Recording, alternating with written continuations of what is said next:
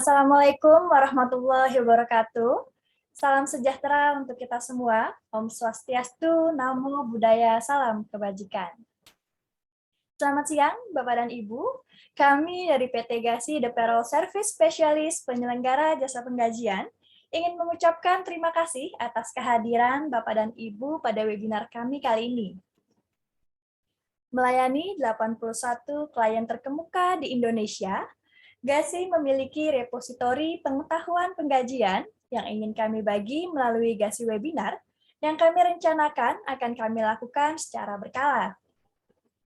Dan topik terpilih untuk webinar kami kali ini adalah isu yang menjadi topik pembicaraan di kalangan komunitas penggajian, yaitu terkait implikasi perubahan Undang-Undang Harmonisasi Peraturan Perpajakan terhadap PPh Pasal 21. Baik, Bapak dan Ibu, langsung saja telah hadir bersama saya, Sukron, Agil, Saskia, selaku narasumber, dan juga saya Reni, serta rekan saya Anggara, selaku moderator. Sebelum pertanyaan perdana saya akan saya ajukan kepada salah satu narasumber, mohon Bapak dan Ibu dapat berkenan untuk mengizinkan kami untuk merampungkan penjelasan kami terlebih dahulu, sebelum nantinya kami akan membuka sesi tanya-jawab. Namun demikian, mohon Bapak dan Ibu sudah dapat segera mulai menuliskan pertanyaan pada kolom chatroom sejak bahkan saat ini. Dan nanti di sesi tanya-jawab, kami akan pilih pertanyaan yang paling banyak ditanyakan untuk kami dahulukan jawab. Dan apabila terdapat pertanyaan yang tidak sempat kami kupas di sesi webinar hari ini, dengan senang hati akan kami jawab pada kesempatan one-on-one session di waktu terpisah yang dapat kita sepakati bersama. Jadi, silakan Bapak dan Ibu tuliskan pertanyaan pada kolom chatroom. Lebih banyak pertanyaan akan jadi lebih mudah bagi kami untuk memahami penjelasan apa yang paling Bapak dan Ibu butuhkan pada webinar kami kali ini. Langsung saja, saya akan bertanya kepada narasumber yang pertama, yaitu Saskia. Saskia, sesuai judul webinar hari ini, adalah judul yang memang baru-baru ini menjadi topik hangat di kalangan HR dan payroll team, yaitu terkait implikasi perubahan Undang-Undang Harmonisasi Peraturan Perpajakan terhadap PPh Pasal 21. Nah, sebelum kita bedah lebih dalam, selayaknya kita memahami terlebih dahulu apa yang menjadi latar belakang dibuatnya Undang-Undang Harmonisasi Peraturan Perpajakan ini, dan apa urgensi reformasi struktural dan reformasi fiskal terkait perpajakan dibuatnya undang-undang tentang harmonisasi peraturan perpajakan ini. Silakan, Saskia. Ya, terima kasih Reni atas waktunya. Izin saya jelaskan apa yang menjadi urgensi reformasi struktural dan reformasi fiskal. Untuk mendorong sistem perpajakan yang adil, sehat, efektif, dan akuntabel, oleh karena itu sistem perpajakan harus memenuhi kriteria-kriteria sebagai berikut. Mendorong sistem perpajakan yang adil, sehat, efektif, dan akuntabel, kita semua tahu bahwa sistem perpajakan yang baik berdasarkan praktik.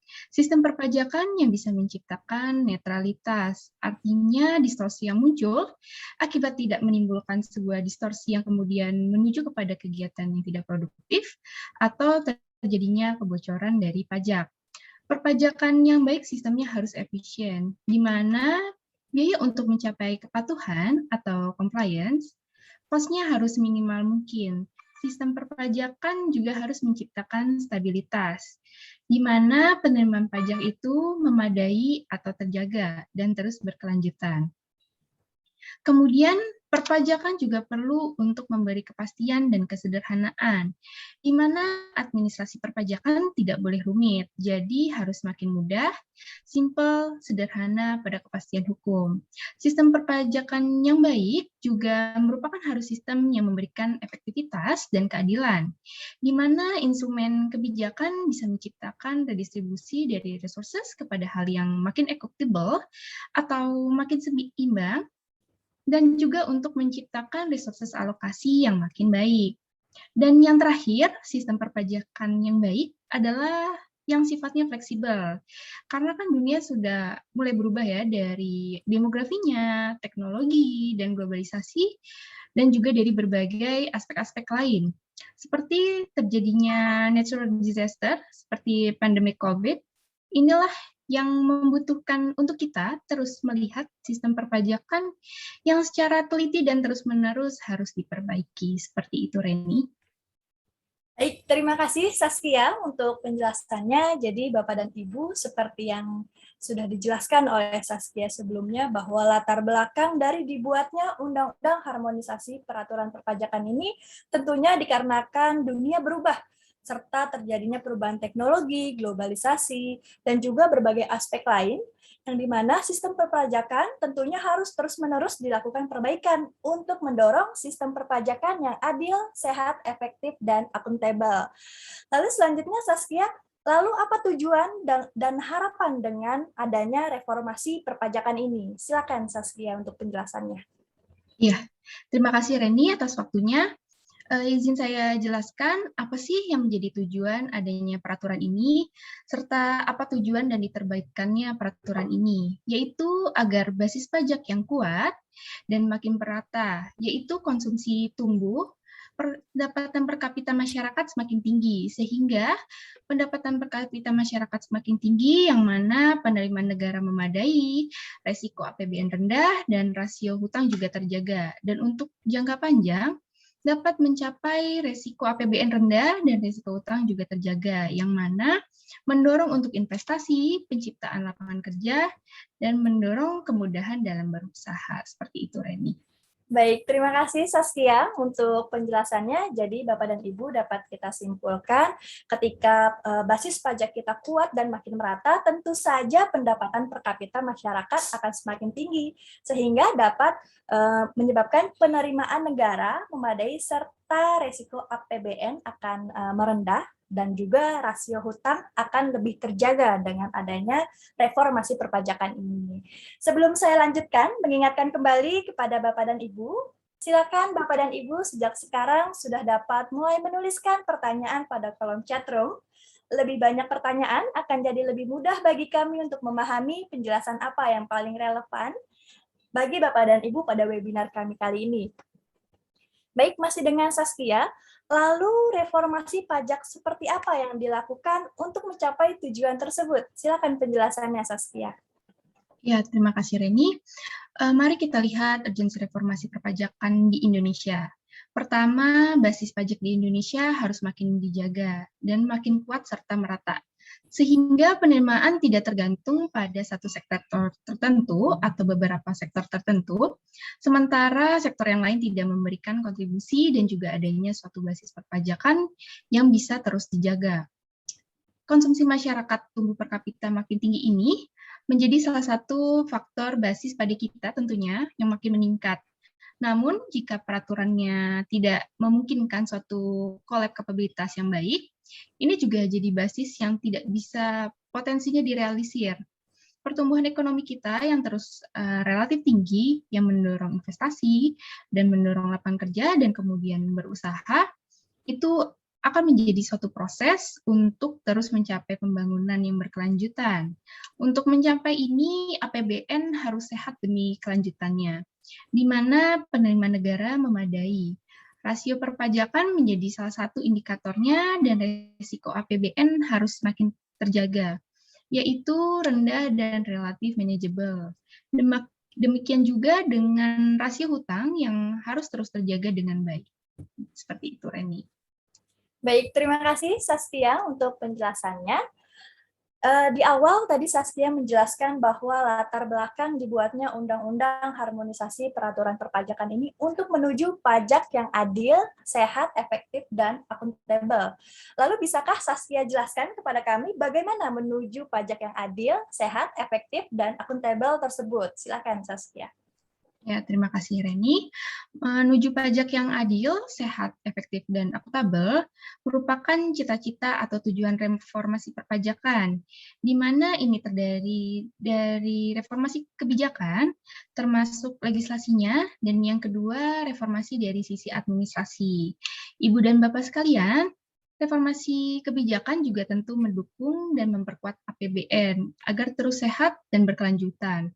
Dan APBN adalah instrumen yang luar biasa penting untuk mencapai masyarakat yang adil dan makmur. Reformasi perpajakan yang dilakukan menyangkut dua hal. Yang pertama ada reformasi kebijakan, dan yang kedua ada reformasi administrasi. Untuk reformasi kebijakan dapat dilakukan dengan cara kita bisa memperluas basis pajak. Yang kedua, kita bisa menjawab tantangan competitiveness, lalu insentif yang terukur, efisien, dan adaptif dengan dinamika perpajakan global. Selanjutnya, insentif pajak bisa fokus pada sektor yang bernilai bertambah tinggi dan menyerap banyak tenaga kerja. Lalu kita bisa mengurangi distorsi dan exemption yang berlebihan, lalu kita bisa memperbaiki progresivitas pajak. Dan yang kedua tadi saya sudah menyebutkan sebelumnya, ada reformasi administrasi yang bisa kita lakukan dengan cara administrasi perpajakan yang lebih simpel dan efisien. Dan yang kedua, kita bisa menjamin kepastian hukum dan perpajakan. Lalu selanjutnya kita bisa pemanfaatan data dan informasi keuangan secara optimal. Lalu selanjutnya kita bisa beradaptasi terhadap perkembangan struktur perekonomian, termasuk perkembangan digital dan transaksi ekonomi. Lalu kita bisa mengikuti tren dan best practices perpajakan global. Dan yang terakhir tentunya patuh terhadap pajak. Seperti itu, Reni. Baik, terima kasih Saskia untuk penjelasannya. Kini saya akan beralih ke narasumber berikutnya, yaitu Agil. Agil, bisakah Agil jelaskan apa saja hal utama yang terdapat dalam perubahan Undang-Undang Harmonisasi Peraturan Perpajakan ini? Silakan Agil. Ya, terima kasih Reni. Bapak dan Ibu, di sini saya akan menjelaskan apa saja hal utama yang terdapat di dalam perubahan Undang-Undang Harmonisasi Peraturan Perpajakan ini. Jadi di dalam Undang-Undang Harmonisasi Peraturan Perpajakan ini terdapat 3 hal utama. Yang pertama, asas dari peraturan perpajakan, kemudian tujuan dan apa isi serta pemberlakuannya. Seperti itu Bapak dan Ibu. Baik, terima kasih Agil untuk penjelasannya. Namun sebelum kita bahas lebih lanjut, bisakah Agil jelaskan apa asas dan tujuan dari Undang-Undang Harmonisasi Peraturan Perpajakan ini? Silakan penjelasannya Agil. Ya, terima kasih Reni. Di sini saya akan melanjutkan pertanyaan sebelumnya terkait dengan 3 hal utama, yaitu asas, tujuan, dan muatan serta isi pemberlakuannya. Di sini asas dari peraturan perpajakan yang ingin dibangun di dalam Undang-Undang Harmonisasi Peraturan Perpajakan ini adalah perpajakan harus menimbulkan keadilan, yang pertama, kemudian kesederhanaan, efisiensi, kepastian hukum, kemanfaatan, dan kepentingan nasional sesuai dengan prinsip-prinsip perpajakan yang baik. Lalu apa tujuan dari dibuatnya Undang-Undang Harmonisasi Peraturan Perpajakan ini? Yang pertama, meningkatkan pertumbuhan dan mendukung percepatan pemulihan ekonomi. Karena memulihkan ekonomi dan mengembalikan peningkatan pertumbuhan membutuhkan banyak sekali pemihakan serta diskursus dan harus didesain secara sangat hati-hati dan detail. Serta menggunakan semua instrumen yang ada pada pemerintahan APBN, baik perpajakan, baik pajak dan bea cukai, belanja negara, belanja daerah, dan pembiayaan lainnya. Melalui undang-undang ini juga, pemerintah ingin mengoptimalkan penerimaan negara, mewujudkan sistem pajak yang berkeadilan dan memberikan kepastian hukum, serta melaksanakan reformasi administrasi, kebijakan perpajakan yang makin harmonis dan konsolidatif untuk memperluas juga basis perpajakan kita di era globalisasi dan teknologi digital yang sangat mendominasi. Dan yang terakhir adalah dengan adanya Undang-Undang Harmonisasi Peraturan Perpajakan ini, maka pemerintah juga ingin meningkatkan kepatuhan sukarela wajib pajak. Seperti itu Bapak dan Ibu. Baik, terima kasih Agil untuk penjelasannya. Jadi Bapak dan Ibu dapat kita simpulkan untuk asas dari peraturan perpajakan di dalam Undang-Undang Harmonisasi ini adalah perpajakan harus menimbulkan keadilan, kesederhanaan, efisiensi, kepastian hukum, kemanfaatan, dan kepentingan nasional. Lalu tujuannya untuk meningkatkan pertumbuhan dan mendukung percepatan pemulihan ekonomi. Baik, masih dengan Agil, lalu bisakah Agil jelaskan apa isi pokok perubahan yang terdapat di dalam Undang-Undang Harmonisasi Peraturan Perpajakan ini? Silakan Agil. Ya, terima kasih Reni. Untuk isi muatan dan pemberlakuannya yang terdapat dalam Undang-Undang Harmonisasi Peraturan Perpajakan ini, antara lain yang pertama, undang-undang yang menyangkut pajak penghasilan atau PPh, Untuk undang-undang ini, pajak penghasilan ini berlaku pada tahun 2022. Kemudian yang kedua, menyangkut tentang pajak pertambahan nilai atau PPN yang baru akan mulai berlaku pada tanggal 1 April 2022. Kemudian yang ketiga adalah menyangkut tentang ketentuan umum dan tata cara perpajakan atau yang biasa kita kenal dengan singkatan KUP. Yang ini berlaku sejak undang-undang ini diundangkan. Kemudian yang keempat, program terbaru yaitu pengungkapan sukarela untuk meningkatkan kepatuhan sukarela wajib pajak. Program ini memang dirancang dalam Undang-Undang Harmonisasi Peraturan Perpajakan, hanya berlaku dengan jangka waktu 6 bulan, sejak 1 Januari sampai dengan 30 Juni 2022. Kemudian yang kelima, elemen pajak karbon yang baru akan dimulai sejak 1 April 2022, namun tetap mengikuti perpanjangan di bidang karbon yang akan dikeluarkan oleh Direktorat Jenderal Pajak. Kemudian yang keenam adalah perubahan undang-undang di bidang cukai yang berlaku sejak tanggal diundangkan. Jadi Bapak dan Ibu, meskipun Undang-Undang Harmonisasi Peraturan Perpajakan ini terdiri dari berbagai elemen, masa berlakunya sesuai dengan pasal-pasal yang terdapat di dalam Undang-Undang Harmonisasi Peraturan Perpajakan ini tetap berbeda-beda seperti yang sudah saya sebutkan pada poin 3 slide berikut. Seperti itu Bapak dan Ibu. Baik, terima kasih Agil untuk penjelasannya. Jadi Bapak dan Ibu dapat kita lihat bersama pada slide bahwa terdapat pemberlakuan di mana untuk Undang-Undang Pajak Penghasilan atau PPH, lalu pajak pertambahan nilai, PPN, dan juga terdapat pajak karbon serta program pengungkapan sukarela itu mulai berlaku mulai tahun depan, yaitu di tahun 2022. Sedangkan untuk perubahan Undang-Undang Ketentuan Umum dan Tata Cara Perpajakan atau KUP ini sudah mulai berlaku sejak Undang-Undang Harmonisasi Peraturan Perpajakan ini diundangkan, dan juga untuk perubahan Undang-Undang Cukai yang sudah mulai berlaku sejak diundangkan. Baik, Agil, masih dengan Agil, setelah kita mengetahui latar belakang, asas, dan tujuan dari dibuatnya Undang-Undang Harmonisasi Peraturan Perpajakan ini, bisakah Agil jelaskan kepada kami apakah perbedaan tarif pada Undang-Undang PPH dan Undang-Undang Harmonisasi Peraturan Perpajakan ini? Silakan Agil. Iya, terima kasih Reni.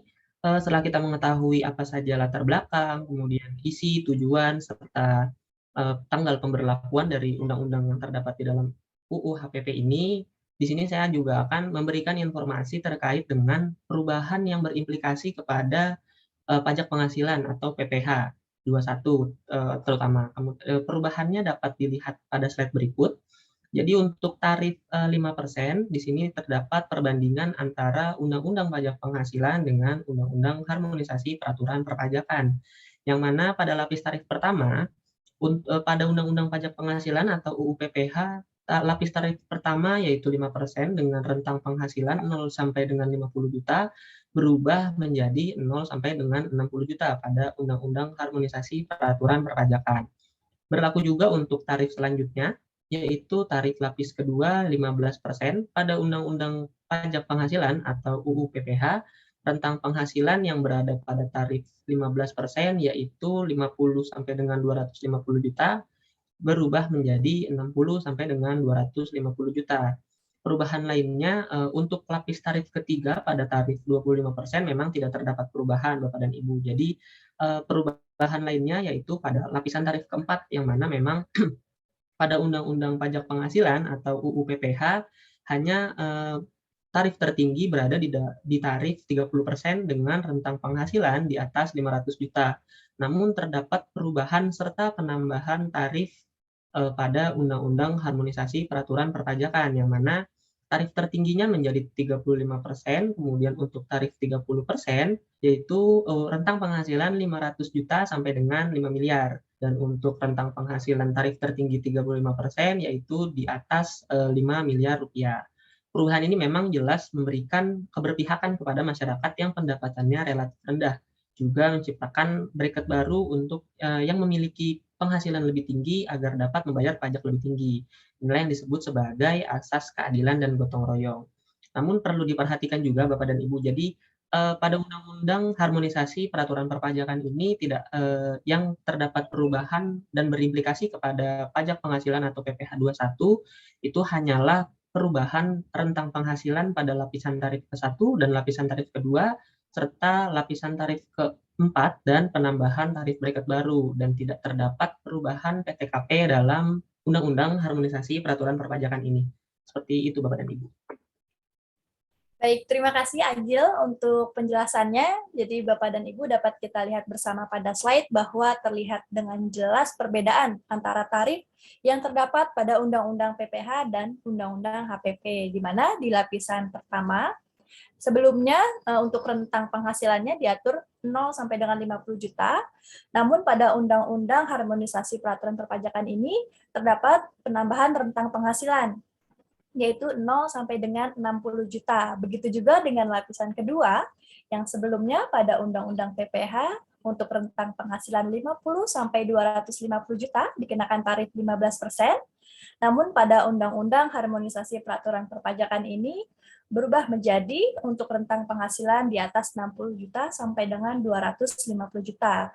Begitu juga pada lapisan tarif keempat, yang sebelumnya pada Undang-Undang PPH itu untuk penghasilan di atas 500 juta dikenakan tarif 30%, namun pada Undang-Undang Harmonisasi Peraturan Perpajakan ini dibatasi untuk rentang penghasilan di atas 500 juta sampai dengan 5 miliar dikenakan tarif 30%.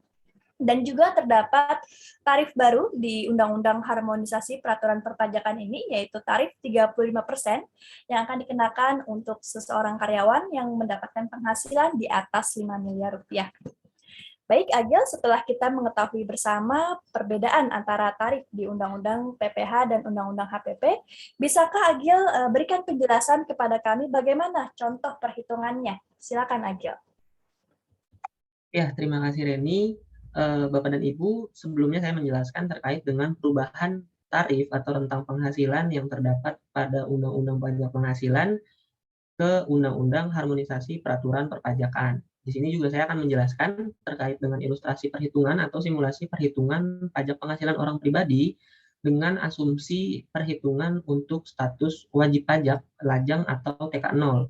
Di sini kita memiliki 4 contoh dengan penghasilan per bulan yaitu 5 juta, 9 juta, 10 juta, dan 15 juta. Mari kita ke contoh pertama. Pada contoh pertama, penghasilan per bulan yaitu sebesar 5 juta dengan penghasilan kena pajak atau PKP sebesar 6 juta rupiah. Pada Undang-Undang Pajak Penghasilan dan Undang-Undang Harmonisasi Peraturan Perpajakan, ketika PKP masih di bawah 50 juta, pada Undang-Undang Pajak Penghasilan memang masih langsung dikalikan dengan tarif lapis pertama yaitu 5%. Sama halnya di Undang-Undang Harmonisasi Peraturan Perpajakan, yang mana rentang penghasilan yang berubah dari Undang-Undang PPH ke Undang-Undang HPP yaitu 0 sampai 50 menjadi 0 sampai 60, dikarenakan masih di bawah atau di dalam rentang tersebut, maka pada Undang-Undang Harmonisasi Peraturan Perpajakan juga masih berada di tarif lapis pertama 5%, yaitu langsung dikalikan dengan PKP atau penghasilan kena pajak menghasilkan Rp300.000. Kemudian pada contoh kedua dengan penghasilan sebulan yaitu 9 juta rupiah dan penghasilan kena pajak atau PKP sebesar 54 juta rupiah. Pada Undang-Undang Pajak Penghasilan 50 juta pertama dikarenakan rentang penghasilan pada tarif lapis pertama yaitu 0 sampai dengan 50 juta, maka 50 juta pertama langsung dikalikan dengan tarif lapis pertama 5% menghasilkan 2,5 juta. Kemudian sisanya yaitu sebesar 6 juta langsung dikalikan 4 juta langsung dikalikan dengan 15% menghasilkan Rp900.000. Kemudian di sini mulai terdapat perbedaan antara Undang-Undang Pajak Penghasilan dengan Undang-Undang Harmonisasi Peraturan Perpajakan, yang mana pada Undang-Undang Pajak Penghasilan dikenakan 2 lapis tarif yaitu 5% dan 15%. Namun pada Undang-Undang Harmonisasi Peraturan Perpajakan dikarenakan rentang penghasilan yang berubah dari 0 sampai 50 menjadi 0 sampai 60, maka dikarenakan PTKP masih di rentang 0 sampai 60, tarif yang dikenakan masih berada di tarif lapis pertama yaitu 5%, langsung dikalikan dengan 54 juta menghasilkan 2,7 juta rupiah. Kemudian pada contoh ketiga yaitu dengan penghasilan sebulan sebesar 10 juta dan penghasilan kena pajak atau PKP sebesar 66 juta. Pada Undang-Undang Pajak Penghasilan dan Undang-Undang Harmonisasi Peraturan Perpajakan, di sini terdapat kesamaan dikenakan dengan 2 lapis tarif, yaitu tarif lapis pertama 5% dan tarif lapis kedua 15%. Namun apa yang berbeda? Perbedaannya terdapat pada rentang penghasilan, yang mana memang pada Undang-Undang Pajak Penghasilan tarif lapis pertama yaitu dikenakan dengan rentang penghasilan maksimal 50 juta, maka menghasilkan 2,5 juta dan 15% dikalikan dengan sisanya 16 juta menghasilkan 2,4 juta. Beda halnya dengan pada Undang-Undang Harmonisasi Peraturan Perpajakan, yang mana 60 juta pertama dikalikan dengan tarif lapis pertama 5% menghasilkan 3 juta, kemudian sisanya sebesar 6 juta dikalikan dengan tarif lapis kedua yaitu 15% menghasilkan Rp900.000. Kemudian pada contoh keempat yaitu penghasilan per bulan 15 juta dan penghasilan kena pajak atau PKP sebesar 126 juta. Di sini sama dengan contoh ketiga yaitu pada Undang-Undang Pajak Penghasilan maupun Undang-Undang Harmonisasi Peraturan Perpajakan dikenakan dua lapisan tarif yaitu pada tarif 5% dan tarif 15%. Namun yang membedakan adalah pengenaan PKP atau penghasilan kena pajak per masing-masing tarif yang berada di tarif lapisan pertama dan tarif lapisan kedua. Jadi kesimpulannya Bapak dan Ibu, untuk terkait dengan perubahan dari lapisan tarif pertama dan lapisan tarif kedua, ini hanya berimplikasi kepada karyawan-karyawan yang memang masih berada di rentang penghasilan 0 sampai 50 juta atau di rentang penghasilan 50 juta sampai dengan 250 juta yang berubah menjadi 0 sampai 60 serta 60 sampai dengan 250 juta. Seperti itu Bapak dan Ibu. Baik, terima kasih Agil untuk penjelasannya. Jadi Bapak dan Ibu dapat kita simpulkan dari penjelasan Agil bahwa ketika orang pribadi tersebut mendapatkan penghasilan sampai dengan 5 miliar dalam 1 tahun, maka orang pribadi tersebut akan membayar pajak lebih rendah dibandingkan dengan perhitungan menggunakan tarif Undang-Undang PPh sebelumnya. Baik, sebelum saya lanjutkan, mengingatkan kembali kepada Bapak dan Ibu, silakan Bapak dan Ibu untuk menuliskan pertanyaan pada kolom chat room. Setiap pertanyaan akan kami kupas tuntas pada webinar hari ini, dan apabila terdapat pertanyaan yang tidak sempat kami jawab di sesi webinar kami kali ini, dengan senang hati akan kami jawab pada kesempatan one-on-one session di waktu terpisah yang dapat kita sepakati bersama. Selanjutnya saya akan beralih kepada narasumber berikutnya, yaitu Sukron. Sekarang kita akan beralih kepada penghasilan dalam bentuk natura. Pertanyaannya adalah, mengapa pengenaan pajak atas penghasilan dalam bentuk natura atau biasa disebut kenikmatan lainnya pada Undang-Undang PPh nomor 36 tahun 2008 perlu dilakukan penyesuaian? Bisakah Sukron jelaskan perihal tersebut? Silakan. Baik, terima kasih Reni atas pertanyaannya terkait dengan pengenaan pajak atas natura atau kenikmatan. Ini merupakan salah satu poin yang diubah dalam Undang-Undang HPP. Dan mengapa dilakukan perubahan pajak atas natura atau kenikmatan lainnya? Karena yang pertama, atas imbalan berupa natura ini yang bukan merupakan objek pajak saat ini cenderung dinikmati oleh high-level employee seperti oleh direktur, manajer, dan juga komisaris. Hal ini menimbulkan ketidakadilan horizontal karena penghasilan untuk pegawai yang lainnya itu biasanya berupa gaji dan upah itu dikenakan pajak. Yang ketiga, adanya potensi tax planning pemberi kerja yang akan memanfaatkan tarif pajak badan yang lebih rendah daripada PPh orang pribadi.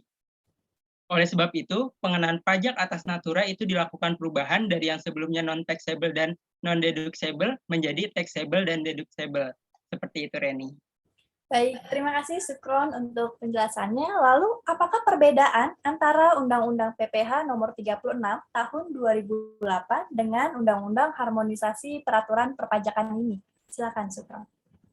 Baik, terkait dengan substansi perubahan pada Undang-Undang nomor 36 tahun 2008 menjadi Undang-Undang HPP itu terkait natura dibuat dengan lebih detail dari yang sebelumnya hanya dijelaskan dalam Undang-Undang nomor 36 tahun 2008. Natura itu bagi penerima atau karyawan dikecualikan sebagai objek pajak, kecuali natura dan atau kenikmatan yang diberikan oleh bukan wajib pajak yang dikenakan pajak final atau menggunakan limit profit pasal 15 Undang-Undang PPh.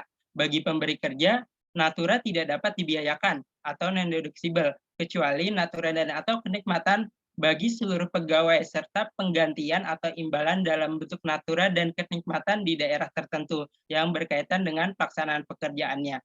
Di Undang-Undang HPP terkait dengan natura ini dibuat dengan lebih detail supaya memudahkan wajib pajak dalam menentukan mana natura yang merupakan objek pajak dan natura yang bukan merupakan objek pajak. Bagi penerima atau karyawan, natura yang merupakan objek, semua penghasilan merupakan objek pajak. Jadi natura ini termasuk objek pajak kecuali makanan, bahan minuman, dan atau minuman bagi seluruh pegawai. Natura dan atau kenikmatan yang disediakan di daerah tertentu, natura dan atau kenikmatan yang harus disediakan oleh pemberi kerja dalam pelaksanaan pekerjaannya, natura dan atau kenikmatan yang bersumber atau dibiayai oleh APBN, dan natura atau kenikmatan dengan jenis atau batasan tertentu. Jadi di dalam Undang-Undang HPP ini dibuat sebaliknya, seluruh penghasilan natura ini merupakan objek pajak kecuali yang telah saya sebutkan.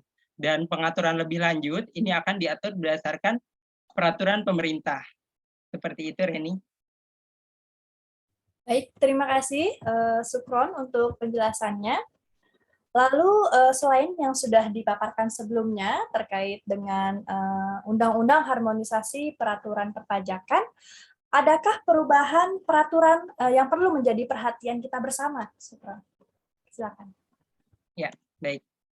Selain dengan perubahan ketentuan yang telah disampaikan sebelumnya, terdapat juga perubahan-perubahan terkait dengan ketentuan umum dan tata cara perpajakan yang perlu kita perhatikan.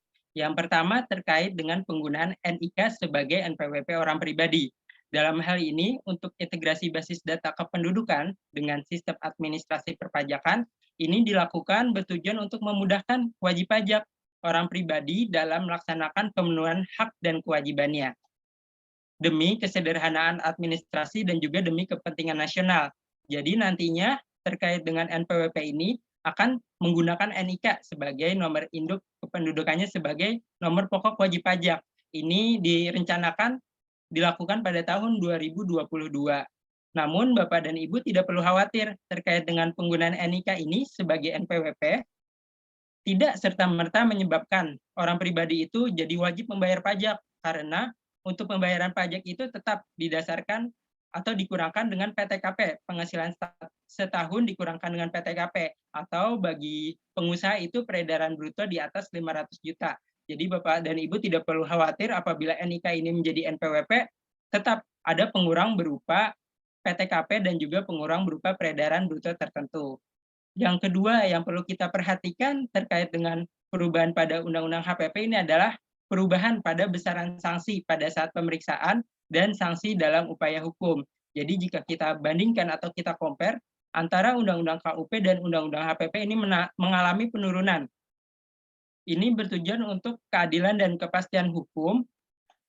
Ini juga sejalan dengan semangat pengaturan dalam Undang-Undang Cipta Kerja, Bapak dan Ibu. Lalu poin-poinnya apa saja? Ada 4 poin yang mengalami perubahan. Dalam hal pajak kurang dibayar, di Undang-Undang KUP ini terdapat sanksi sebesar 50%, namun di dalam Undang-Undang HPP ini sanksinya berdasarkan bunga per bulan sebesar suku bunga acuan, jadi akan dibuatkan suku bunga acuan terlebih dahulu, ditambahkan dengan dendanya uplift faktor 20%, dengan batas maksimum sebesar 24 bulan. Jadi mengalami penurunan jika sebelumnya flat tarifnya 50% langsung, saat ini berdasarkan suku bunga acuan ditambahkan uplift faktornya. Begitu pula untuk PPh kurang dipotong dari dendanya 100%, saat ini dengan Undang-Undang HPP berdasarkan bunga per bulan sebesar suku bunga acuan ditambahkan dengan uplift faktor 20%. Begitu pula untuk PPh dipotong tetapi tidak di-store. Dalam Undang-Undang KUP, dendanya adalah 100%, namun dalam Undang-Undang HPP ini hanya 75%. Dan untuk PPN dan PPNBM kurang dibayar dari 100% menjadi 75%. Lalu terdapat juga perubahan dalam hal sanksi setelah upaya hukum, namun keputusan keberatan menguatkan ketetapan DJP. Dalam hal ini apabila terdapat pemeriksaan, apabila terdapat keberatan, banding, dan peninjauan kembali itu mengalami perubahan tarif atau sanksinya. Apabila keberatan, Undang-Undang KUP itu menyebutkan sanksi 50%, di Undang-Undang HPP sebesar 30%. Untuk banding, 100% menjadi 60%. Dan untuk peninjauan kembali dari 100% menjadi 60%.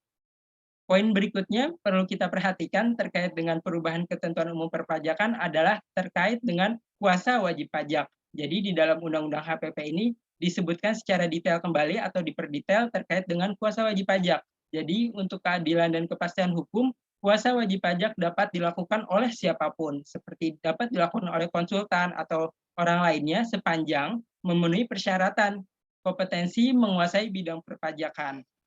Pengecualian syarat akan diberikan jika kuasa yang ditunjuk merupakan suami, istri, atau keluarga saudara atau semenda dalam 2 derajat.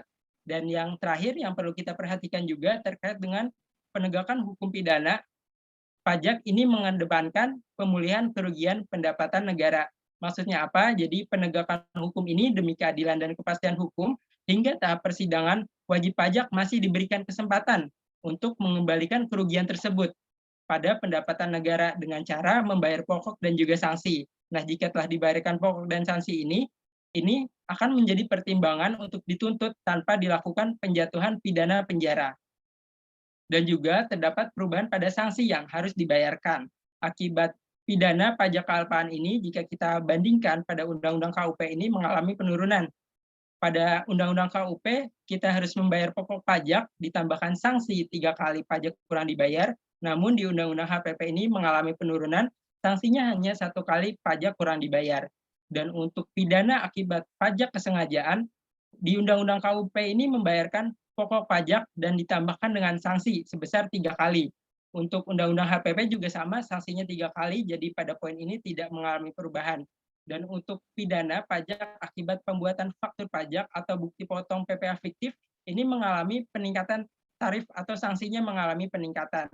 Untuk Undang-Undang KUP ini membayar pokok pajak ditambah sanksi 3 kali, namun di Undang-Undang HPP membayar pokok pajak ditambah sanksi 4 kali pajak kurang dibayar.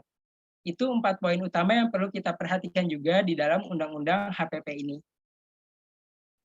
Baik, terima kasih Sukron untuk penjelasannya. Jadi Bapak dan Ibu dapat kita simpulkan, selain yang sudah dipaparkan sebelumnya terkait dengan perubahan tarif untuk perhitungan PPh orang pribadi dan juga terdapat penyesuaian penghasilan dalam bentuk natura atau kenikmatan lainnya, kita perlu memerhatikan bahwa terdapat ketentuan lain, yaitu penggunaan NIK sebagai NPWP orang pribadi, lalu terdapat perubahan besaran sanksi pada saat pemeriksaan dan sanksi dalam upaya hukum, dan juga terkait dengan kuasa wajib pajak, serta yang terakhir, penegakan hukum pidana pajak dengan mengedepankan pemulihan kerugian pendapatan negara.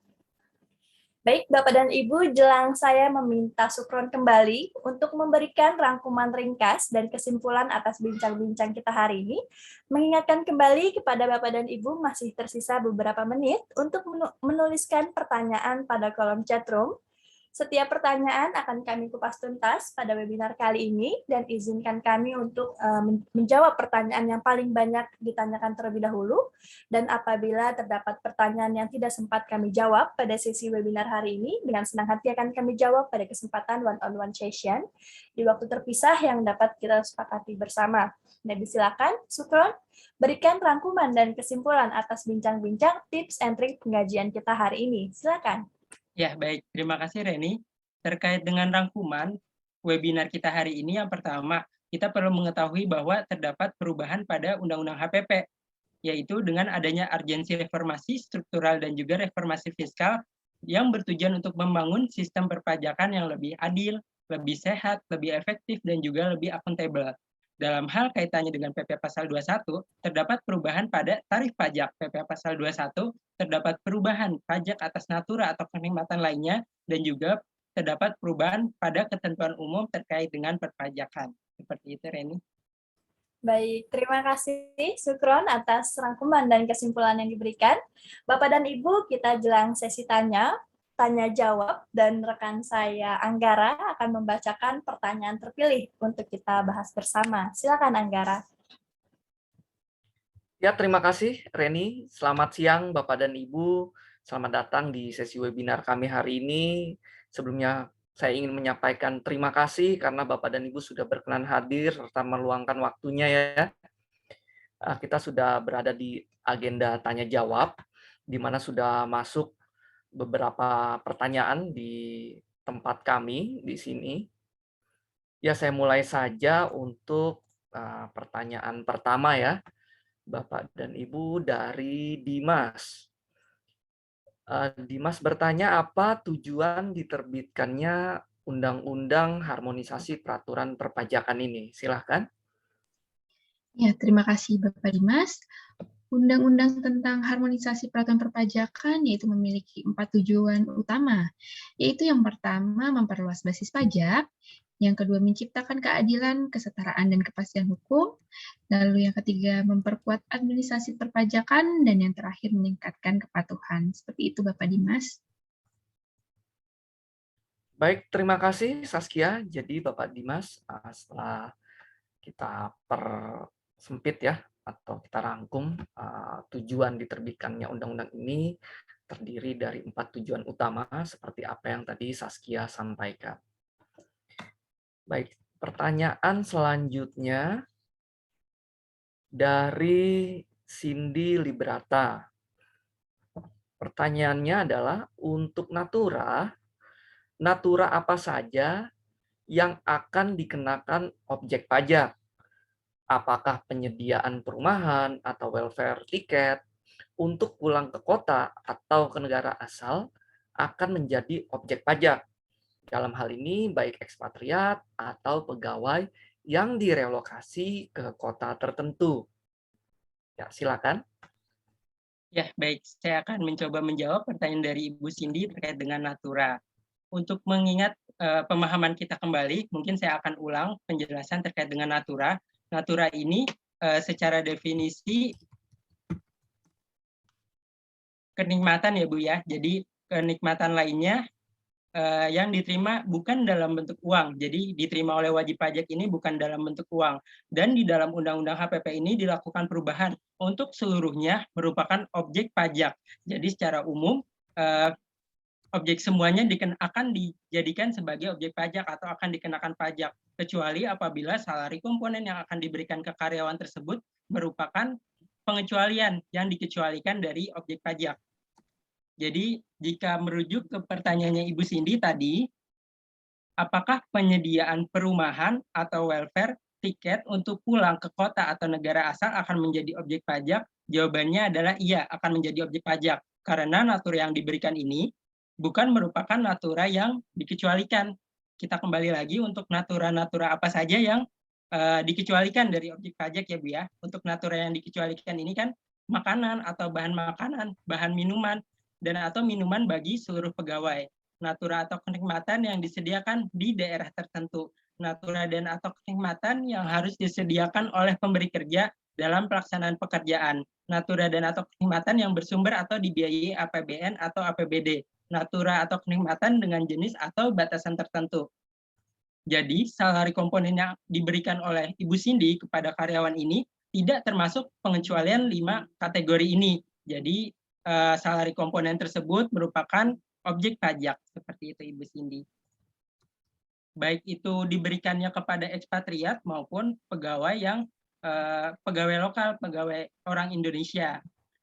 Yang perlu diperhatikan di sini apabila pegawainya ini tadi kan dipindahkan ya Bu ya, yang menjadi pengecualian apabila dia dipindahkan di daerah tertentu. Jadi tidak seluruhnya itu mendapat pengecualian, hanya daerah-daerah tertentu saja. Untuk mengetahui apakah daerah tersebut merupakan yang dikecualikan, Ibu bisa mengajukan surat kepada kantor pajak dan menanyakan mengajukan persetujuan apabila daerah tersebut dikecualikan dari pengenaan pajak Natura sebagai objek pajak. Seperti itu Ibu Cindy.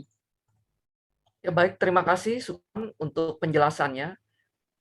Saya lanjutkan ya menyambung pertanyaan dari Ibu Cindy. Ini juga ada pertanyaan dari Andri Zairin. Ada 3 pertanyaan. Yang pertama, apa saja jenis Natura yang menurut Undang-Undang HPP ini dikenakan objek pajak PPh 21? Apakah ada pedoman atau aturannya yang sudah terang benderang atau yang sudah jelas? Lalu yang kedua, skema pengakuan penghasilan bruto nantinya seperti apa? Dalam hal ini mengingat pembayaran Natura tidak dibayarkan langsung kepada karyawan. Lalu yang ketiga, apakah nantinya penghasilan atas honorarium dan Natura ini digabung sebagai penghasilan bruto karyawan selama 1 tahun? Jadi seperti itu, silakan. Ya, baik. Saya akan mencoba menjawab pertanyaan dari Bapak Andri.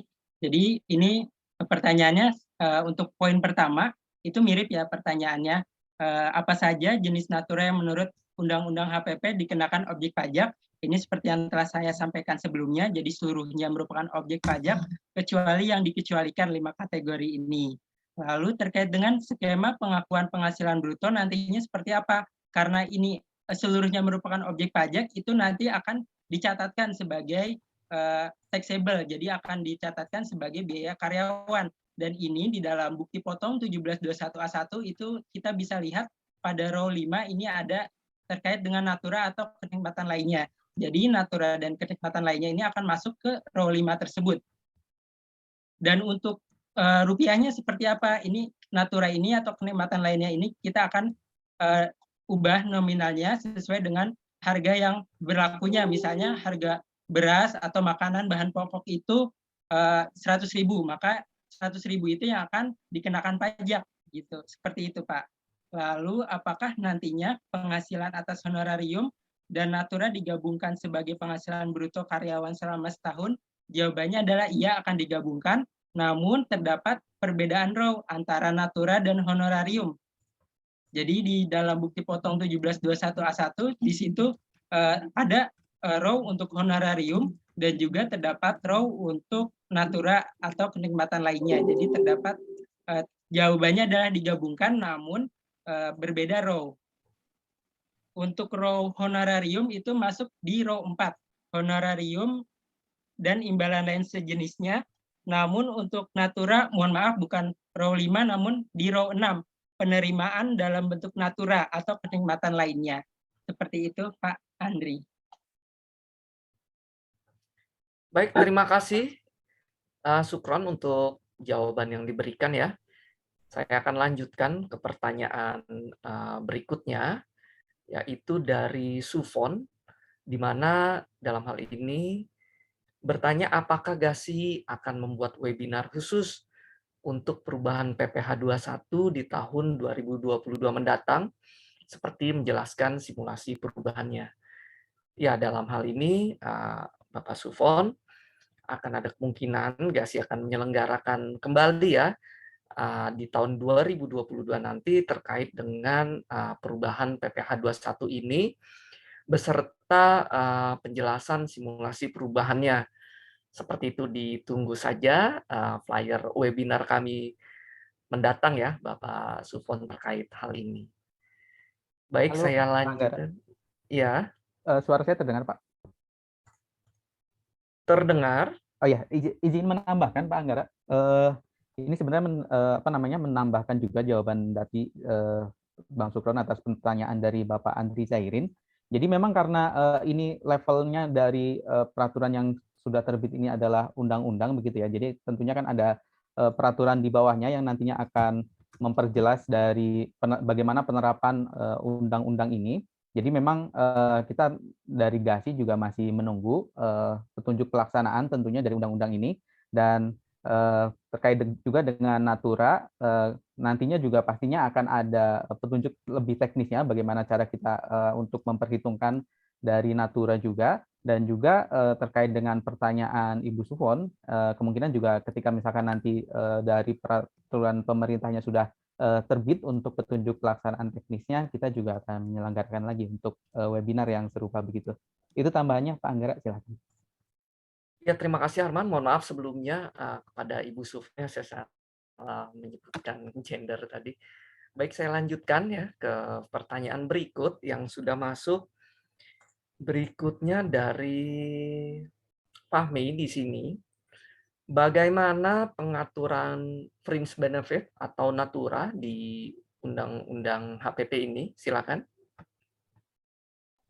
Ya, saya akan jawab kembali. Mungkin pertanyaan mirip ya, seperti Ya. natura ini banyak sekali, sangat berminat gitu ya, orang-orang pada bertanya terkait dengan natura.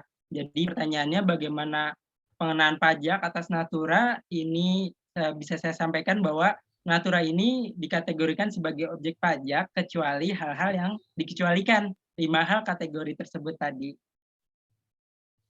Ya, poinnya ini. Untuk pajak atas natura, jadi seluruhnya merupakan objek pajak kecuali 5 kategori, yaitu makanan, bahan makanan, natura di daerah tertentu, natura yang disediakan oleh pemberi kerja, natura yang bersumber dari APBN, dan natura atau kenikmatan dengan jenis atau batasan tertentu. Dan ini nanti akan diatur lebih detail berdasarkan peraturan pemerintah. Jadi akan ada peraturan pemerintah lagi untuk memperjelas bagaimana penerapan pajak atau perhitungan pajak atas natura ini. Seperti itu.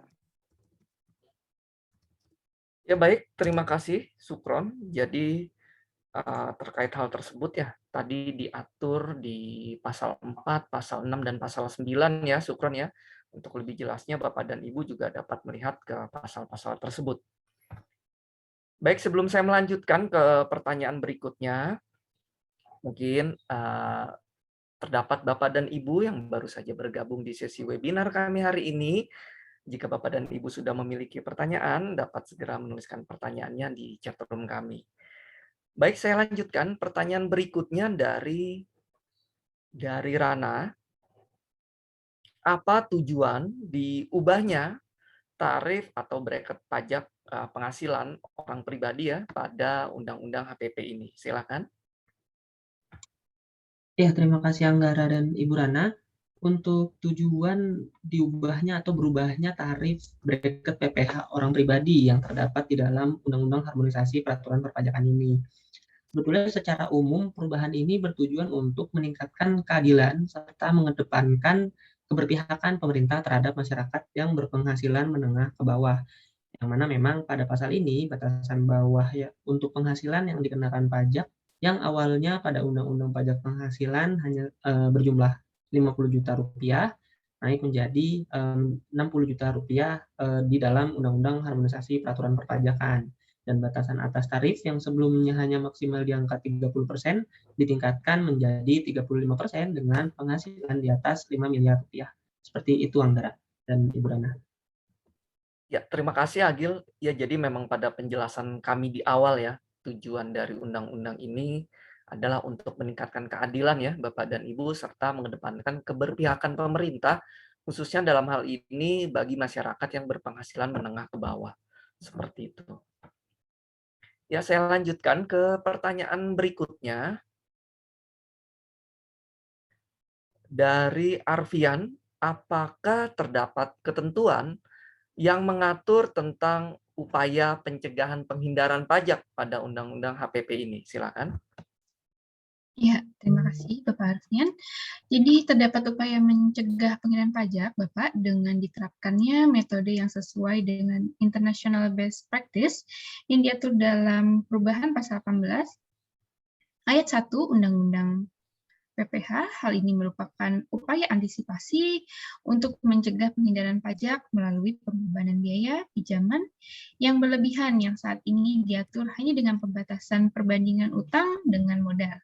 Sehingga upaya mencegah penghindaran pajak dapat tetap adil dan seimbang dengan upaya untuk mendorong investasi dan pemulihan ekonomi nasional. Seperti itu, Bapak Arfian. Ya, terima kasih Saskia. Jadi untuk ketentuan ini diatur dalam perubahan pasal 18 ya tadi Saskia sampaikan, yaitu pada ayat 1, di mana hal ini adalah upaya antisipasi untuk mencegah penghindaran pajak melalui pembebanan biaya pinjaman yang berlebihan, yang memang saat ini masih diatur hanya dengan pembatasan perbandingan utang dengan modal saja. Seperti itu ya, Saskia. Baik, saya lanjutkan untuk pertanyaan berikutnya dari Yanwar. Apa yang melatar belakangi bertambahnya kewenangan pemerintah terkait tax treaty pada Undang-Undang HPP ini? Silakan. Ya, terima kasih Anggara dan Bapak Yanwar. Untuk latar belakang bertambahnya kewenangan pemerintah dengan tax treaty yang terdapat dalam Undang-Undang Harmonisasi Peraturan Perpajakan ini, adanya penambahan kewenangan pemerintah Indonesia untuk ikut serta dalam perjanjian multilateral memang diatur dalam perubahan pada Undang-Undang Pajak Penghasilan. Penambahan ini dilakukan untuk mewujudkan kerjasama internasional di bidang perpajakan sehingga diperlukan suatu instrumen perjanjian atau kesepakatan internasional dengan negara mitra atau yurisdiksi mitra. Karena itu memang pemerintah perlu penguatan kewenangan untuk membentuk dan atau melaksanakan perjanjian dan atau kesepakatan dengan negara mitra atau yurisdiksi mitra baik secara bilateral maupun multilateral. Seperti itu, Anggara.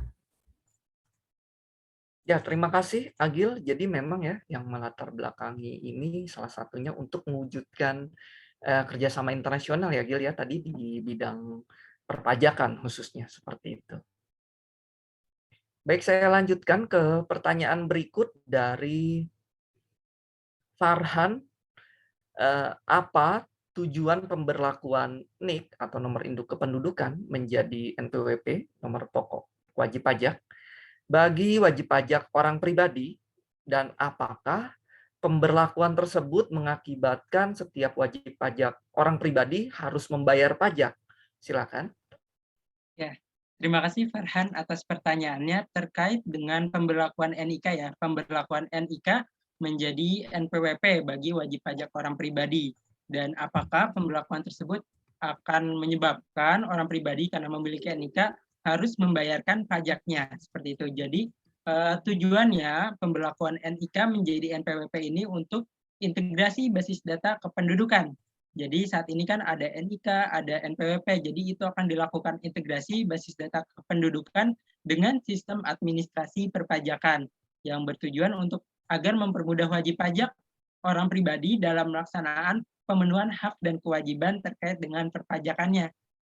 Untuk penggunaan NIK ini, Pak Farhan tidak perlu khawatir karena ini tetap untuk penghasilan setahun itu kan tetap dikurangkan PTKP dan juga dalam hal peredaran bruto tertentu di atas 500 juta bagi pengusaha. Jadi apabila masih di bawah PTKP atau masih di bawah peredaran bruto tersebut, tidak wajib untuk membayarkan pajak atau tidak perlu membayar pajak, pajaknya 0. Seperti itu Pak Farhan. Ya, terima kasih Sukron untuk penjelasannya. Jadi memang tujuan pemberlakuan NIK menjadi NPWP tadi disampaikan ya untuk integrasi basis data kependudukan dengan sistem administrasi perpajakan ya, Kron ya. Seperti itu. Dan juga untuk pertanyaan keduanya, apakah mengakibatkan setiap wajib pajak harus membayar pajak? Dalam hal ini tidak seperti itu ya, karena terdapat ketentuan-ketentuan atau pemberlakuan sesuai peraturan undang-undang ini. Seperti itu. Baik, saya lanjutkan ke pertanyaan berikutnya, yaitu dari Wati. Apa saja sanksi administratif yang diubah dalam Undang-Undang HPP ini? Silakan. Ya, terima kasih Anggara. Untuk pertanyaan dari Ibu Wati terkait dengan sanksi administratif apa saja yang diubah di dalam Undang-Undang Harmonisasi Peraturan Perpajakan ini. Seperti yang sudah dijelaskan oleh rekan saya Sukron sebelumnya pada presentasi webinar sebelumnya, sejalan dengan pengaturan yang terdapat di dalam Undang-Undang Cipta Kerja, perubahan sanksi administratif yang terdapat di dalam Undang-Undang Harmonisasi Peraturan Perpajakan, salah satunya yaitu terkait dengan sanksi pemeriksaan dan WP tidak menyampaikan SPT atau membuat pembukuan. Seperti itu Ibu Wati dan Anggara. Ya, terima kasih Agil. Jadi sanksi administratifnya tadi terdapat sanksi pemeriksaan dan juga dalam hal WP tidak menyampaikan SPT atau membuat pembukuan ya di dua hal itu ya. Baik, saya lanjutkan ke pertanyaan berikut dari Dina Imalda, di mana ini pertanyaannya tadi kembali lagi masih menyangkut terkait dengan pemberian natura. Di sini mohon diinformasikan item apa saja yang masuk ke dalam kategori ini. Ya, silakan.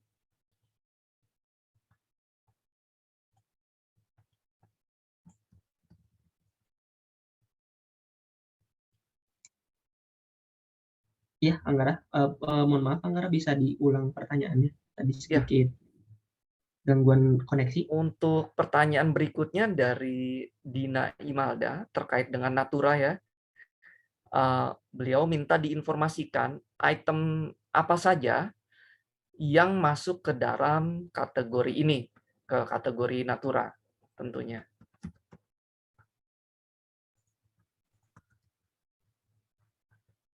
Ya, mungkin saya silakan. coba bantu jawab ya.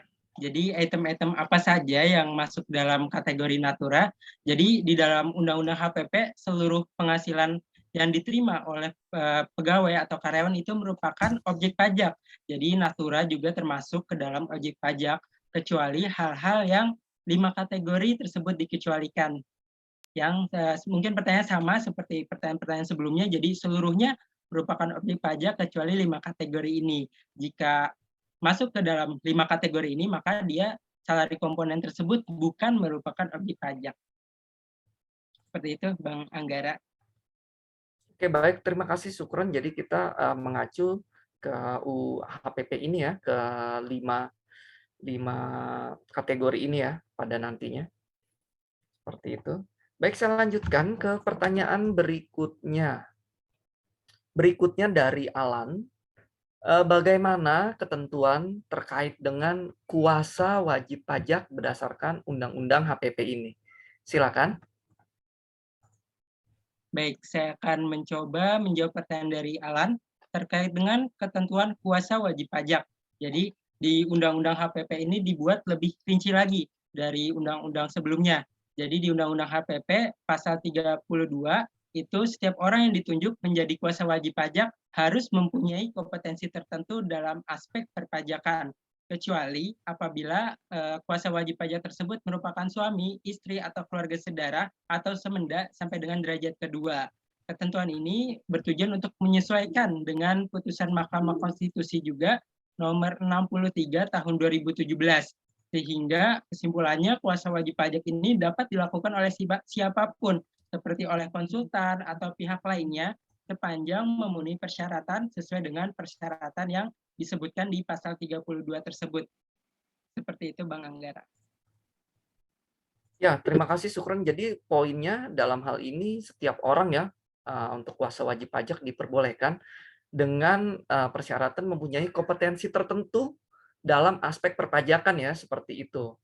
Lalu juga jika memang tidak bisa dilakukan oleh kuasa pajak, kita dapat menunjuk konsultan pajak atau pihak lain sepanjang memenuhi persyaratan-persyaratan tersebut ya. Baik, saya lanjutkan kembali untuk ke pertanyaan berikutnya dari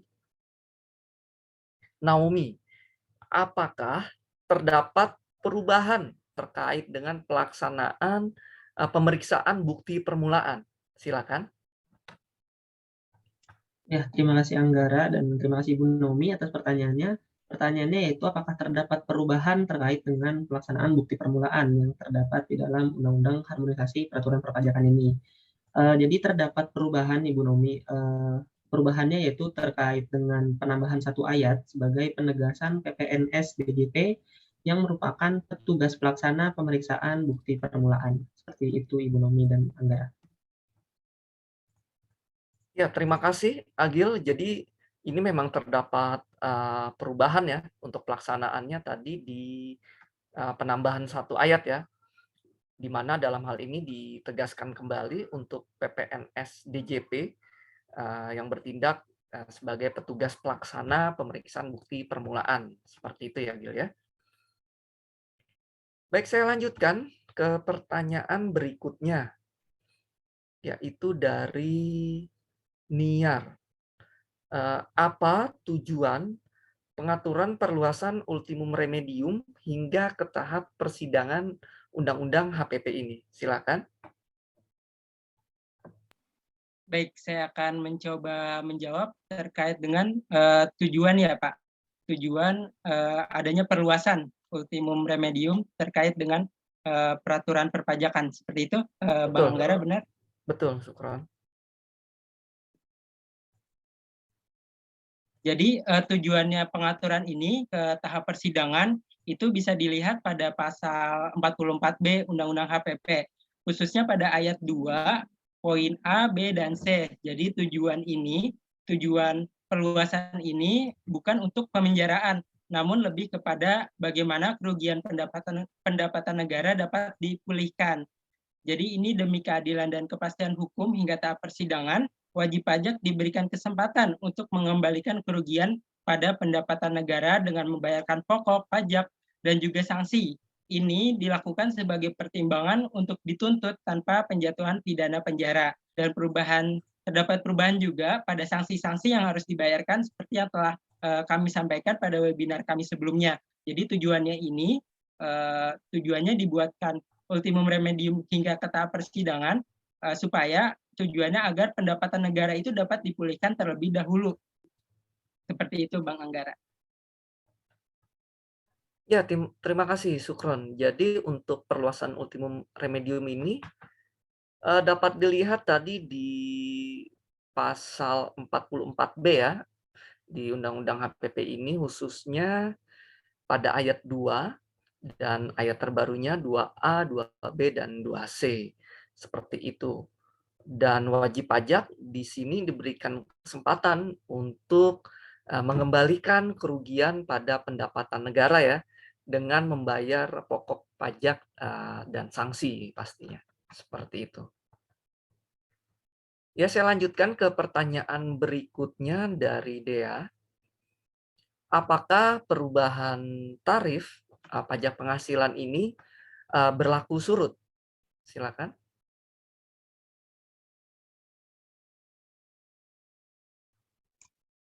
Iya, terima kasih Terima Anggara kasih. dan Dea.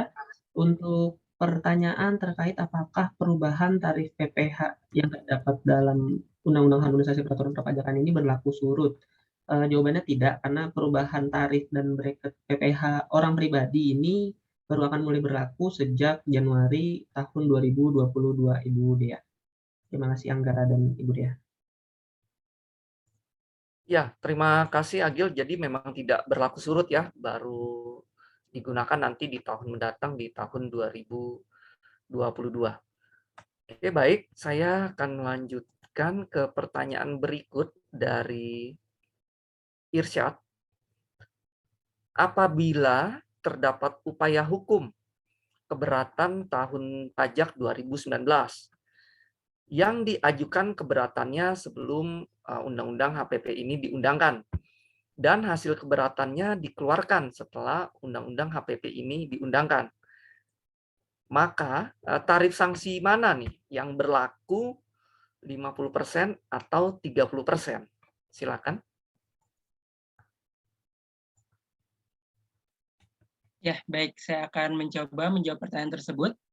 Pada Undang-Undang HPP ini disebutkan bahwa untuk peraturan-peraturan lainnya masih tetap berlaku sepanjang tidak bertentangan dengan ketentuan dalam undang-undang atau belum diganti berdasarkan undang-undang. Jadi untuk menjawab atas pertanyaan ini, untuk sanksinya kita perlu merujuk kembali ke Undang-Undang HPP dan juga nanti kita merujuk ke peraturan pemerintah yang akan diterbitkan. Apakah peraturan ini akan meniadakan atau misalnya dianggap bertentangan sehingga ditiadakan, atau ketentuan ini tetap masih berlaku dengan menggunakan tarif yang sebelumnya. Jadi untuk lebih detailnya kita perlu menunggu kembali Undang-Undang HPP dan peraturan pemerintah dan petunjuk pelaksanaannya terkait dengan mana sanksi yang akan diterapkan. Hingga saat itu tiba, berarti kita masih menggunakan tarif yang lama. Seperti itu. Oke. Baik, terima kasih Sukron. Berarti dalam hal ini kita melihat ya kapan hal ini terjadi dan kapan ini dikeluarkan ya, Sukron ya. Jadi kita bisa mengacu jika memang ini sebelum Undang-Undang HPP dikeluarkan, kita mengacu ke undang-undang sebelumnya atau KUP ya. Iya, betul, tetap. Tapi kita perlu, saat ini kan kita masih belum ada nih atau belum memiliki petunjuk yang lebih detail terkait dengan Undang-Undang HPP dan juga terkait dengan masa berlakunya. Oleh sebab itu, kami tidak bisa menjawab secara detail mana tarif yang akan berlaku, namun yang bisa kami jawab adalah kita perlu merujuk ke peraturan nanti yang akan dikeluarkan, apakah akan meniadakan tarifnya atau tetap menggunakan tarif yang lama. Seperti itu. Baik, terima kasih Sukron. Ya, Bapak dan Ibu, sebelum saya melanjutkan ke pertanyaan berikutnya, menghimbau kembali kepada Bapak dan Ibu yang sudah memiliki pertanyaan dapat segera menuliskan pertanyaannya di chat room kami. Ya, saya lanjutkan ke pertanyaan berikutnya. Dari Theo. Apabila terdapat pembetulan pajak penghasilan sebelum tahun 2022, tarif mana yang akan digunakan untuk perhitungan pajak tersebut? Silakan. Ya, terima kasih Anggara dan Bapak Theo. Terkait dengan pertanyaan dari Bapak Theo, yaitu apabila terdapat pembetulan pajak penghasilan sebelum tahun 2022, tarif mana yang akan digunakan untuk pembetulan tersebut atas perhitungan pajaknya. Jadi seperti yang sudah saya sampaikan pada presentasi sebelumnya dan pertanyaan sebelumnya juga, untuk perubahan tarif bracket untuk pajak penghasilan orang pribadi itu baru akan berlaku sejak Januari tahun 2022. Jadi ketika terdapat pembetulan sebelum tahun 2022 atau sebelum undang-undang tersebut tarif perubahan tersebut diundang-undangkan yaitu pada 1 Januari 2022, maka tarif pajak yang digunakan ketika pembetulan yaitu tarif pajak sebelumnya sesuai dengan Per 16 PJ 2016. Seperti itu, Anggara. Baik, terima kasih, Agil. Jadi jika memang terdapat pembetulan sebelum tahun 2022 ya, maka untuk tarif pajak yang digunakan yaitu masih sesuai dengan Per 16 PJ 2016 ya, seperti itu. Baik, saya lanjutkan ke pertanyaan berikut dari Hamida. Apakah akan berpengaruh Undang-Undang HPP ini terhadap pelaporan bukti potong 1721A1? Silakan. Ya, baik. Saya akan mencoba menjawab pertanyaan dari Hamida terkait apakah akan berpengaruh terhadap bukti potong dan juga pelaporannya. Seperti itu ya, Hamida. Saat ini kita perlu menunggu kembali terkait dengan peraturan resmi yang akan diterbitkan oleh Direktorat Jenderal Perpajakan. Saat ini karena yang seperti yang kita ketahui terdapat perubahan pada kolom NIK, jadi di formulir bukti potong 1721A1 kan terdapat kolom NIK dan juga kolom NPWP. Karena ini akan digabungkan, akan terdapat perubahan pada formulir bukti potong 1721A1. Dan perubahannya seperti apa, itu nanti kita menunggu peraturan resmi dan juga format formulir terbaru yang akan dikeluarkan dari Direktorat Jenderal Perpajakan. Seperti itu, Bang Anggara. Ya, terima kasih, Sukron. Jadi terkait hal ini kita juga masih menunggu peraturan resminya ya untuk 1721A1 ya. Baik, saya lanjutkan ke pertanyaan berikut dari Niki. Apakah sudah tidak ada lagi kewajiban untuk orang pribadi untuk membuat NPWP? Karena kan tadi disampaikan di awal akan menggunakan nomor induk kependudukan ya, seperti itu.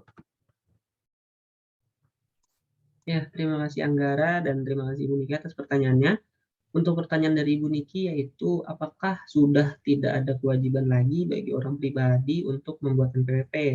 Dikarenakan memang pada Undang-Undang Harmonisasi Peraturan Perpajakan ini terdapat isu bahwa NPWP berubah menjadi digabung dengan nomor induk kependudukan atau NIK. Saat ini memang masih terdapat kewajiban pembuatan NPWP Ibu Niki sampai dengan integrasi basis data kependudukan oleh DJP atau Direktorat Jenderal Pajak selesai atau dirampungkan. Estimasi rampung dari Direktorat Jenderal Pajak itu baru akan dirampungkan pada tahun 2022. Seperti itu, Ibu Niki dan Anggara. Ya, terima kasih, Agil. Jadi terkait dengan pembuatan NPWP tadi ya, apakah NPWP masih tetap dibuat atau tidak, dalam hal ini masih terdapat kewajiban ya Bapak dan Ibu dalam pembuatan NPWP karena kita menunggu antara integrasi basis data pendudukan dengan sistem administrasi perpajakannya itu selesai dilakukan oleh DJP, seperti itu. Baik, saya lanjutkan ke pertanyaan berikutnya. Pertanyaan berikutnya dari Leo Sigit. Dengan digantinya NPWP menjadi NIK, lalu bagaimana perhitungan pajak tahunan bagi suami istri yang sama-sama bekerja dan sudah satu kakak?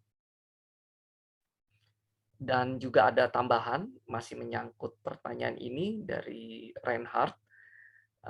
Dan bagaimana juga bila suami istri tersebut juga dalam satu pemberi kerja? Seperti itu, silakan. Ya, baik. Jadi saya akan mencoba menjawab pertanyaan dari Bapak Leo dan Bapak Reinhardt, karena ini pertanyaannya berkelanjutan ya, mirip-mirip, terkait dengan digantinya NPWP menjadi NIK, bagaimana perhitungan pajak tahunan bagi suami istri yang sama-sama bekerja dan sudah satu kakak kartu keluarga. Jadi di dalam Undang-Undang HPP ini hanya menyebutkan terkait dengan integrasi basis data kependudukan. Jadi untuk integrasi ini akan digabungkan. Jadi ada NPWP yang sebelumnya ada NIK dan NPWP digabungkan menjadi hanya menggunakan nomor NIK saja. Jadi akan dibuatkan integrasi, terdapat NIK suami, NIK istri, itu akan digabungkan menjadi satu. Dan yang akan melakukan integrasi ini akan dilakukan oleh Direktorat Jenderal Pajak yang ditargetkan itu rampung pada tahun 2022. Jadi terkait pelaporannya itu tidak mengalami perubahan. Yang berubah hanya dari DJP akan melakukan integrasi NPWP menjadi NIK. Jadi nomor NIK itu akan digunakan juga sebagai nomor pokok wajib pajak. Jadi dari wajib pajak, dari sisi wajib pajak, kita tidak perlu melakukan apapun karena nanti yang akan melakukan integrasi dari DJP, kita melaporkan pajak sebagaimana biasa kita melaporkan pajak kita saat ini. Ya, izin menambahkan, karena memang dalam peraturan ini masih levelnya masih undang-undang ya Bapak dan Ibu. Jadi yang perlu digarisbawahi bahwa memang dengan adanya perubahan NPWP yang diubah menjadi nomor NIK, kita juga perlu tentunya menunggu petunjuk pelaksanaannya lebih lanjut karena memang ketika nomor tersebut diubah cukup banyak hal lain yang terintegrasi gitu ya. Contohnya dari sisi bukti potong, kemudian dari sisi untuk perhitungan pajaknya sendiri dan juga ketika misalkan karyawan itu ada perjanjian pisah harta dan lain sebagainya. Itu banyak hal yang perlu diperhatikan juga. Jadi mungkin memang untuk secara detailnya kita perlu menunggu lebih lanjut untuk petunjuk pelaksanaannya gitu. Jadi agar memang dari perubahan itu kita bisa tahu bagaimana pengimplementasiannya di lapangan begitu ya Bapak dan Ibu. Jadi kita masih menunggu untuk petunjuk pelaksanaannya dari pemerintah seperti itu. Ya, terima kasih Arman atas tambahannya. Jadi tetap dari pengetahuan yang kami ketahui itu memang kan dilakukan integrasi, namun kita tetap menunggu peraturan resmi yang akan dikeluarkan dari Direktorat Jenderal Perpajakan. Seperti itu Bapak dan Ibu. Baik, terima kasih Supron ya. Jadi untuk pertanyaan dari Leo dan Reinhardt tadi sudah terjawab juga ya. Baik, saya lanjutkan ke pertanyaan berikutnya, yaitu dari Septian. Nah, untuk perhitungan pajak tidak final dan final, apakah terdapat perubahan juga? Silakan. Ya, baik. Terkait dengan perhitungan pajak final dan tidak final, apakah ini mengalami perubahan tarif? Jadi di dalam Undang-Undang HPP ini hanya mengatur terkait dengan tarif pajak PPh orang pribadi, yaitu tarif pajak tidak final PPh orang pribadi. Jadi terkait dengan perhitungan pajak bulanan, pajak komisaris, lalu pajak tidak final lainnya itu mengalami perubahan sesuai dengan tarif pajak yang terbaru saat ini. Namun di dalam Undang-Undang HPP ini tidak dijelaskan terkait dengan tarif pajak final. Jadi untuk tarif pajak final ini masih menggunakan tarif pajak yang sebelumnya. Jadi peraturan sebelumnya masih berlaku selama ini tidak diubah di Undang-Undang HPP. Seperti itu Bapak Anggara. Ya, terima kasih Sukron. Jadi memang pada Undang-Undang HPP ini perubahannya jika dari pertanyaan pajak tidak final ya dan final, yang baru diatur di sini adalah pajak tidak final, di mana untuk pajak final memang belum ada ya di dalamnya. Ya, sebelum saya melanjutkan, saya lihat sini di chat ada beberapa Bapak dan Ibu yang meminta atau memerlukan terkait dengan materi kami hari ini.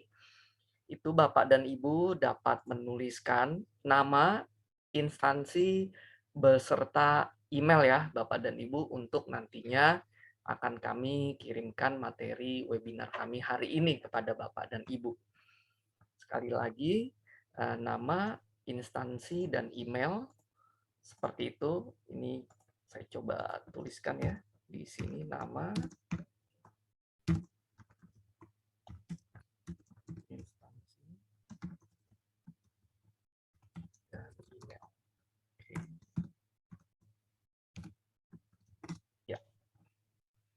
Baik, saya lanjutkan ke pertanyaan berikutnya dari Fikri. Apakah akan terdapat perubahan patch terkait dengan aplikasi ISPT untuk PPH pasal 21? Ya, terima kasih Bapak Fikri. Ya, jadi Bapak Fikri, kita masih menunggu apakah akan terdapat patch pajak terbaru atau tidak pada aplikasi ISPT PPH Pasal 21 karena terdapat update pada NPWP dan tarif pajak yang akan diinfokan lebih lanjut oleh Direktur Jenderal Pajak. Seperti itu Bapak Fikri. Ya, terima kasih Saskia. Jadi dalam hal ini kita masih menunggu juga ya apakah nanti akan ada patching lanjutan atau tidak ya dari pihak DJP. Ya, saya lanjutkan ke pertanyaan berikutnya, yaitu dari Dewanti Kargil.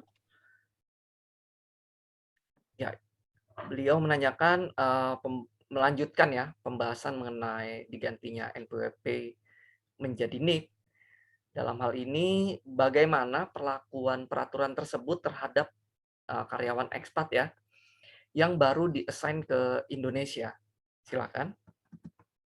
Ya, baik. Terkait dengan karyawan ekspat untuk pemberlakuan NIK ini ya. Yang pertama kita perlu ketahui terkait dengan pemberlakuan Undang-Undang HPP. Jadi ini kan berlaku sejak tahun 2022. Dan jika ada karyawan ekspat yang join sebelum tahun 2002 tersebut, contoh saat ini join, berarti karyawan ekspat tersebut tetap harus untuk membuatkan nomor pokok wajib pajak. Karena itu sebagai nomor terkait dengan untuk kebutuhan perpajakan mereka. Dan untuk setelah tahun 2022, karena ini sudah tidak menggunakan NPWP lagi dan menggunakan NIK, maka untuk karyawan ekspat tersebut tidak membuat NPWP. Dan untuk nomor apa yang akan digunakan sebagai basis data sebagai nomor pokok wajib pajak, saat ini belum ada atau dijelaskan detail apakah karyawan ekspat tersebut boleh menggunakan paspor atau nanti akan ada sebuah nomor yang akan diterbitkan untuk karyawan ekspat tersebut. Kita masih menunggu peraturan resminya terkait dengan nomor yang akan digunakan untuk karyawan ekspatriat tersebut. Oke, baik. Terima kasih, Sukron.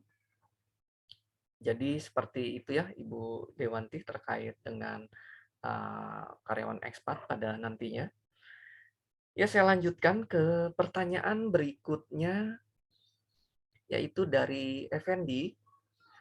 Apakah orang pribadi yang sudah memiliki NPWP perlu melakukan penutupan NPWP yang dimiliki?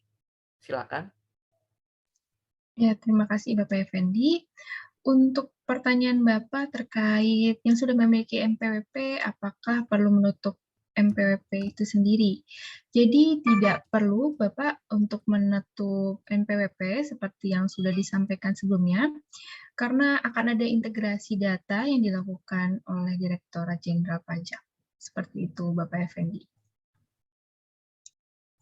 Ya, terima kasih Saskia. Jadi dalam hal ini kita tidak perlu ya untuk melakukan penutupan NPWP tersebut ya, karena seperti halnya tadi disampaikan juga di awal, bahwa proses integrasi data ini kan masih dilakukan oleh DJP, seperti itu ya. Baik, pertanyaan berikutnya dari Muti. Apakah pemberlakuan pengenaan pajak lebih tinggi 20% tetap berlaku ketika NPWP sudah diganti dengan NIK? Silakan. Ya, baik. Saya akan mencoba menjawab pertanyaan tersebut terkait dengan apakah pengenaan pajak lebih tinggi 20% akan tetap berlaku ketika NPWP sudah diganti dengan NIK. Seperti yang kita ketahui saat ini, apabila orang pribadi tidak memiliki NPWP, akan dikenakan tarif pajak 20% lebih tinggi. Seperti itu. Dan pada Undang-Undang HPP, saat ini kita juga masih menunggu peraturan lebih detailnya. Apakah ketika sudah dilakukan integrasi, semuanya kan sudah memiliki nomor KTP ya, itu berarti kan tidak ada lebih tingginya. Namun kita menunggu, saat ini menunggu bagaimana peraturan terkait dengan hal tersebut. Terkait dengan pengenaan pajaknya, apakah tetap dikenakan pajak lebih tinggi atau tidak, kita menunggu hingga peraturan resminya itu keluar. Seperti itu Bapak dan Ibu. Ya, terima kasih Sukron. Ya, Bapak dan Ibu, pertanyaan tadi adalah pertanyaan terakhir yang masuk di chatroom kami. Untuk agenda berikutnya, saya kembalikan ke rekan saya, Reni. Silakan, Reni. Baik, terima kasih Anggara untuk sesi tanya jawabnya.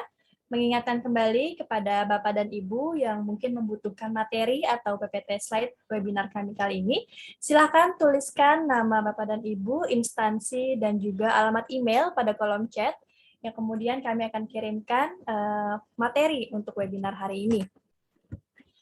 Baik, Bapak dan Ibu, usai sudah webinar GASI berbagi tips and trik penggajian hari ini, berharap bermanfaat bagi Bapak dan Ibu.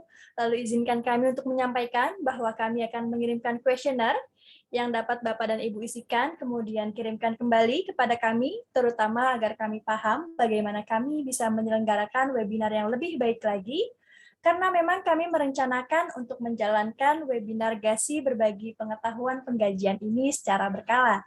Dan lalu kami akan jadi paham topik penggajian apa yang paling relevan bagi Bapak dan Ibu. Mohon juga menyampaikan, bagi Bapak dan Ibu yang masih memiliki pertanyaan dan atau membutuhkan layanan GASI, silakan hubungi kami dan dengan amat senang hati akan kami layani. Selamat siang Bapak dan Ibu, terima kasih telah berkenan hadir dan sampai bertemu di sesi GASI webinar berikutnya.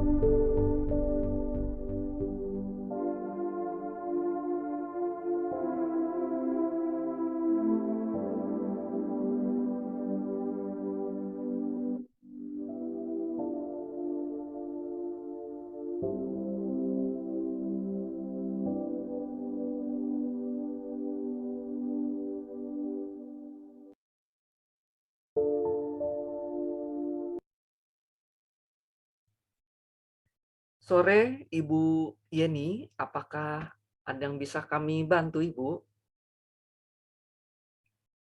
Karena sesi webinar kami sudah usai, Ibu, dan kami akan segera membubarkan untuk Zoom room ini, Ibu. Apakah ada yang bisa kami bantu sebelumnya, sebelum kami tutup Zoom-nya?